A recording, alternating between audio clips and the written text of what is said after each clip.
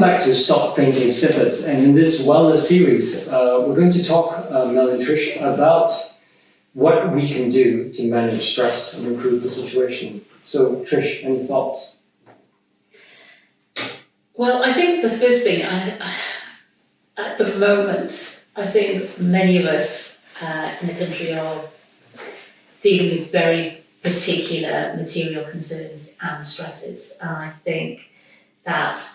I think we talk about a lot in our group about perceptions of stress and recognising when we're under stress, recognising different facets of it and how to manage that. So I think I just wanted to preface really what we discuss is not to say that we don't recognise that people have particular concerns and stresses that are not something they can just think away, and they're very real and not just a matter of perception. But it's just so we don't mean to suggest that everybody can just wish away stress. Stress is a normal part of life, and I'm often more suspicious of or questioning the person that says they don't have any stress or they're not stressed, because we all have 5 or 6 things that we're worried about or ongoing issues in our life. But that's a very good point to acknowledge that we have a lot of stress at the moment. We're in 2022. Fuel prices, interest rates going up, and among all the other worrying things of climate change and everything else.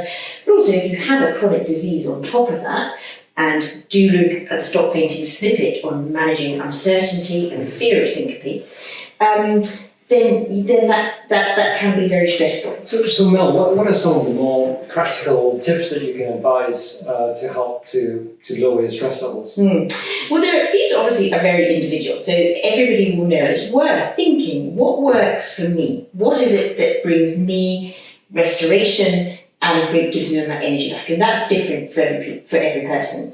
We know that there are certain hacks that we can all do that will, at the very basic of our kind of physiological hierarchy of needs. So for all of us, we need a certain amount of sleep. If you don't have the amount of sleep that you need, your body is already stressed. That's usually 7 to 9 hours. For me, it's 8 hours a night. And a couple of days with less than, say, 6 hours, your body, it becomes so stressed, it loses the insight that it's stressed. So chronic sleep deprivation is the first thing. So ensure that you have a good sleep pattern. And again, join our Stop Fainting snippet on sleep hygiene, which we'll be doing later, but ensuring that you get enough sleep and that you try to have a routine where you go to bed and get up at the same time every day. We know that ensuring healthy, nutritious, balanced diet, and again, we can talk about that in other series, and that you are ensuring effective hydration. There are things like smoking is obviously very unhealthy, and we wouldn't recommend that, and making sure that things like alcohol are in moderation. Mobility, exercise, movement of whatever type is always going to help your body. Now, again, we talk a lot about pacing, and this is not for everybody, and dealing with your exertional levels, but having mobility or movement of your body, whatever your doctor recommends, in either a paced or a non-paced way, is effective.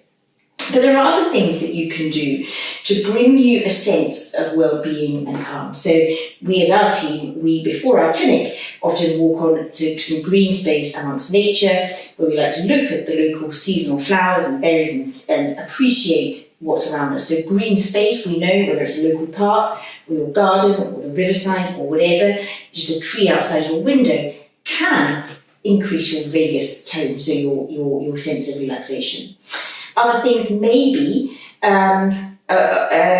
optimising your mental health. So either seeing a professional if you do have issues that can require your mental health, your healthcare professional, or engaging in practices such as mindfulness, meditation, even having a journal, where you can write down your thoughts for the day.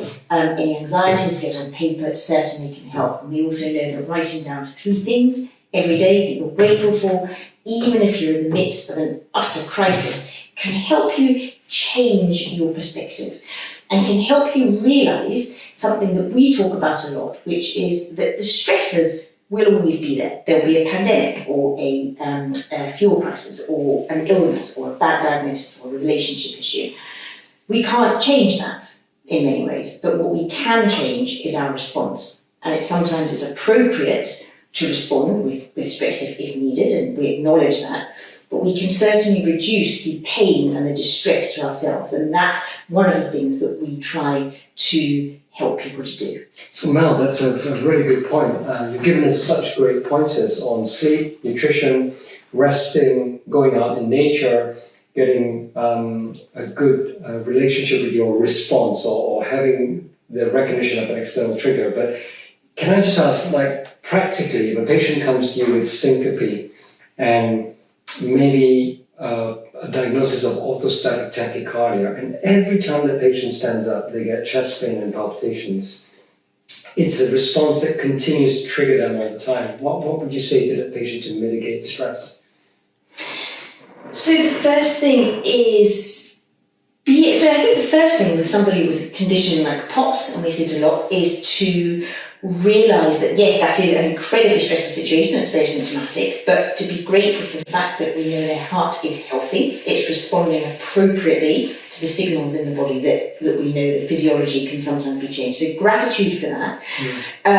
Gratitude for the fact that the body is limiting them, so it's keeping, we know that the body keeps the score, so the body will always tell you if you've overexerted or underexerted, you'll have those appropriate signals. And I think sometimes it's focusing on the expectation, and this is very hard to do, but this is something we try to encourage our patients, is to realise that by focusing on one step at a time and getting better and following these steps, consistency is the key, and sort of managing your expectations, which is difficult. I'll be grateful for your thoughts. So I think a combination there, Mel, of journaling as an exercise to give yourself a symptom score, but as you say, recognizing that small step forwards, because in my experience, the patients who come back and tell me, I'm still getting very symptomatic, and you almost hear that they were as bad as they were 6 months ago, because it's all about the symptoms. When you actually get to the bottom of it and ask them what they are able to do, you're often surprised, Mel, because they are the same patient who are complaining or saying that they are highly symptomatic 6 months apart, but in those two instances, they were housebound in the first, and in the second, they were walking 500 meters a day, but not 2 kilometers, which is where they want to be, or 5 kilometers. So documenting your progress. So that's super. Documenting progress is quite an important concept, but expressing yourself a little bit of gratitude when you've been able to make progress. So to understand how far you've come as well. And celebrating. And celebrating it, rather than where you've not got to, which is the half marathon that you ran before you had COVID. Yeah. And just that shift in perspective can be extremely helpful.